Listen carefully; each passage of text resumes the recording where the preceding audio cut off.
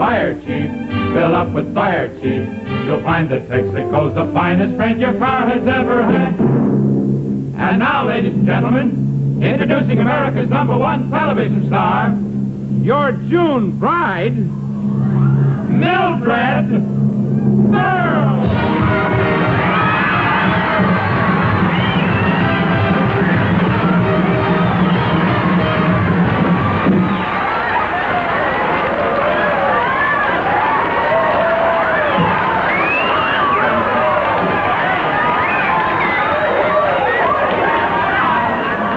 Have you heard I married an elephant?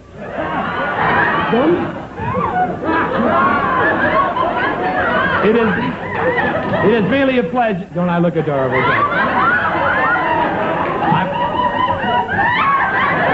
See here now. Please, Zelda. You're just jealous because no one ever asked you. I'm a June bride. Don't I look adorable? Really. When you... Thank you, Zelda. When you got married, there weren't many calendars. I want to tell you... Look at that face on her.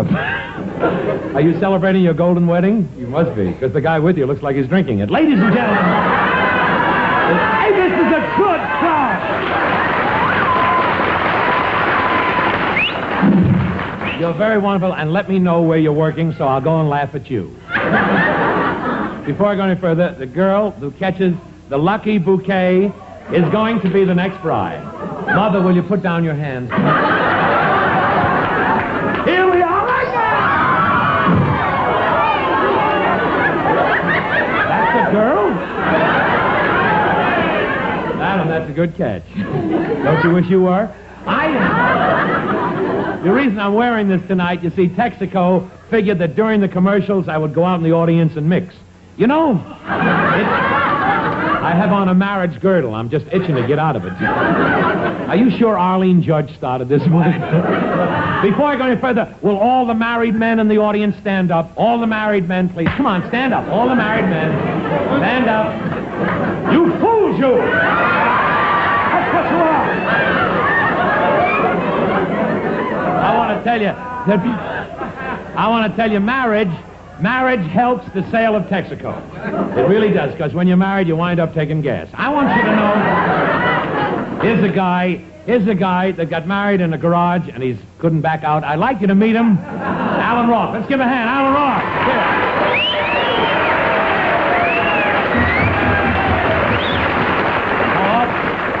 All kidding aside, I want to say Alan is married 15 years today. How about that, ladies and gentlemen? 15 years. I hope that you and Petrillo are very happy.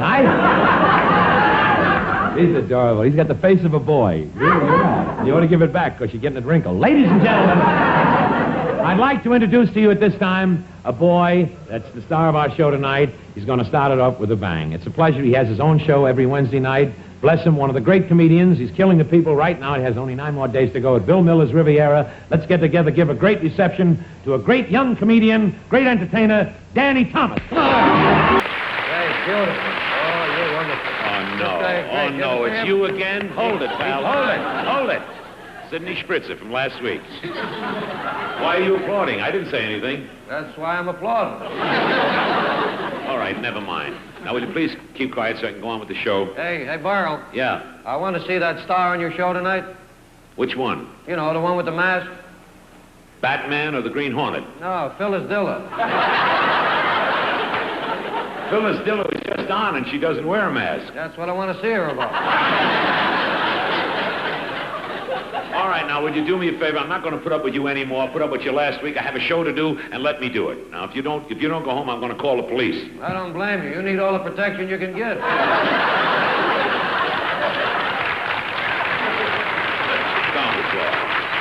Well, if you didn't like me the first week, why did you come back? My doctor told me to go where it's quiet. Now, there's a show that has to go on, you understand? I'm trying to get some laughs. There's a phone booth. This is a job for Superman. All right, please, don't be funny. We don't need Superman. We've got Batman, and he's just as smart. If he's so smart, how come he wears his jockey shorts outside his phone?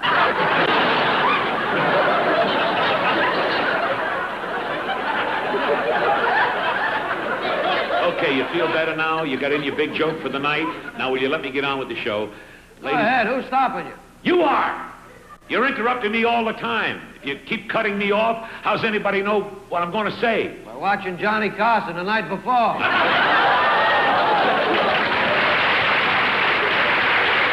You all agree with him. Now, please be quiet, please. Did you come in to be entertained or not? That's right. What's right? I came in here to be entertained, and I'm not. Oh, you're not? Well, I'd like to see you get up here and be funny. You first. I dare you, wise guy. Why don't you come down here in front of this audience on the stage and entertain? I should. Oh, you should. Can you sing? No. Can you dance? No. Can you get laughs? No. Then what can you do? Just what you're doing. Don't worry about me getting laughs. Comedy is in my blood. You better get a transfusion. You get your kicks this way, coming here and throwing lines at me. Well, sort of. You see, I'm just having fun, because I'm celebrating tonight. Celebrating what? The 10th anniversary of my unemployment insurance. Repeat that for the East Coast. What are you celebrating? The 10th anniversary of my unemployment insurance. Now I know why you're unemployed. You can't talk. You mean to say that you haven't worked in 10 years? Why don't you go out and get a job? I can't. Why? Account of my health. What's the matter Every with time I close my eyes, I see black and white spots. Really? Did you see a doctor? No, just black and white spots. Well, can't you find a job that's not too strenuous? What kind of work do you do? I've been out of work so long, I forgot what kind of work I'm out of. Do you have a trade? Yeah, my wife, or anything you got. Wait a minute. Hold it up there, will you, please, in the gallery. What have you got against your wife? Have you seen her? No. That's it. She looks like something you've never seen. What does she look like? Mansfield. Jane? Senator.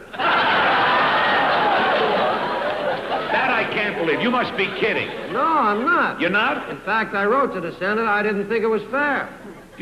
Wasn't fair that your wife looks like him? No, that I should pay the same amusement tax as Richard Burton. Look, Spritzer, I don't want any more talk about anything about your wife. You understand? I've got a lot of stars to introduce yet. Batman, Green Hornet, Kato, and Paul Revere and the Raiders. Joe Pine. Joe Pine? Joe Pine. Joe Pine, the one who insults people and tears them apart and leaves them battered and bleeding. I thought you didn't want to talk about my wife. Forget it. I have to introduce Batman, Adam West. Ladies and gentlemen. Well, what's Batman doing here? What do you mean, what's he doing here? That's a silly question. Why would anybody be here? I've been asking myself. All right, shut up, please. Adam West is here, and the reason that he's here, he wants to be on a comedy show. Well, tell him to keep trying. Someday he will be. Oh, get out of here. Get out of here. I never heard it.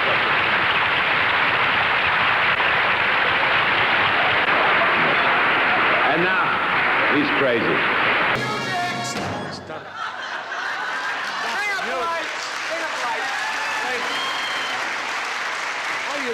Steinberg, what's happening? Why are you coming in? Why did you do that to me? You short man? I mean, I will tell you why. Why did you stop the music? Why? I'll tell you why, Milton, Why? because I don't believe it. You don't believe what? One of the world's great comedians coming out and singing a ballad right in the middle of this fast-paced show? Well, I'll tell you, David. You see, I know Dick Clark very well, and he invited me on the show, and he said to me, do anything you want. So I wanted to sing a ballad so I could show my versatility to the audience, you know what I mean? Milton, when people watch a Milton Berle, Yeah. they expect the Berle that they know. They expect the funny Berle, that funny man, you know? The one who does the slapsticks, the one who says, I could kill you 1,000,000 times. The guy who walks on the sides of his feet like this. No. Yes, that's what they want to see, Milton, really. Hold it. Listen, David. That hokey, visual, slapstick style of comedy is over. That shtick. That stuff is not funny anymore. Not funny. What? It's not funny anymore? Funny, no.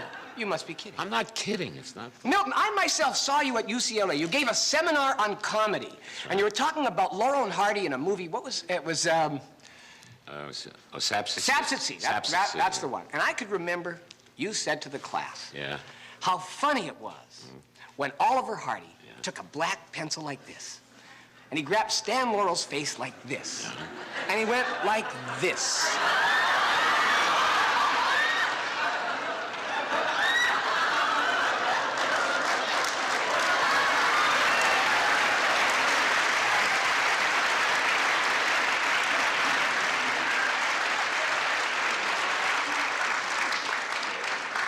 Then he took a scissors, and he took his time, and he went like... Then he opened his jacket, and he took this, and he went like this. Oh, no. Then he took this, and he went like this. Come on, David, stop. Then he went to the pants and went like this.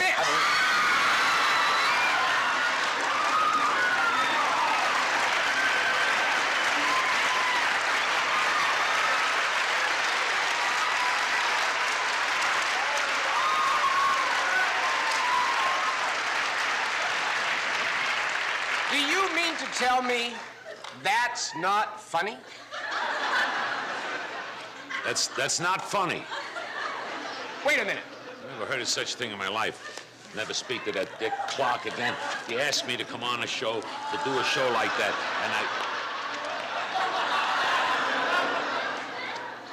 Milton, this is a seltzer bottle.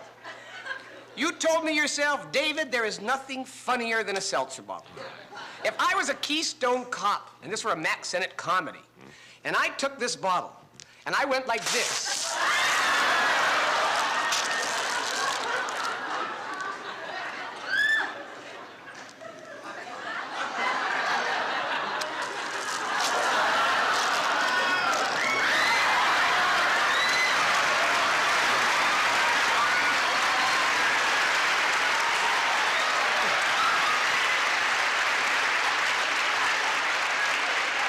Do you...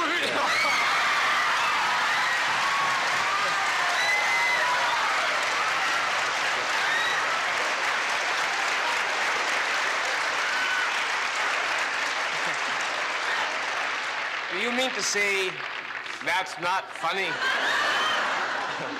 that's not funny. Just a minute. Oh, yeah. Oh, what's coming? Oh, no. I saw you do a scene called The Stand-In, Milton, and you said it was hysterical, and I know it was hysterical when this little guy hit you with the powder puff. It was wonderful. He hollered, "Makeup!"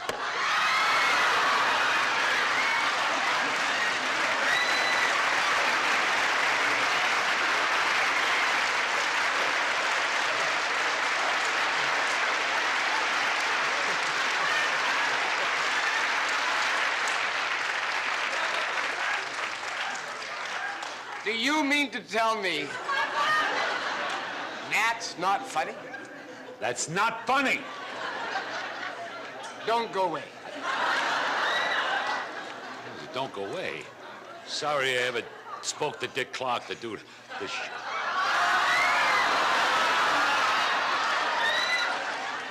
Now, Milton, if I was to take this pie like this... And you went like that?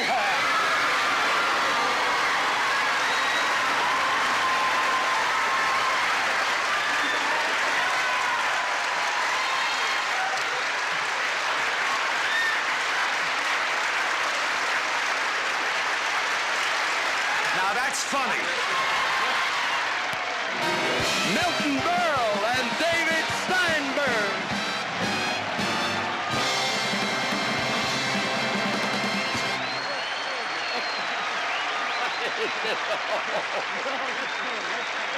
Gentlemen, thank you. Wait a minute. The joys of live television. I mean, we got Tom Jones coming out now.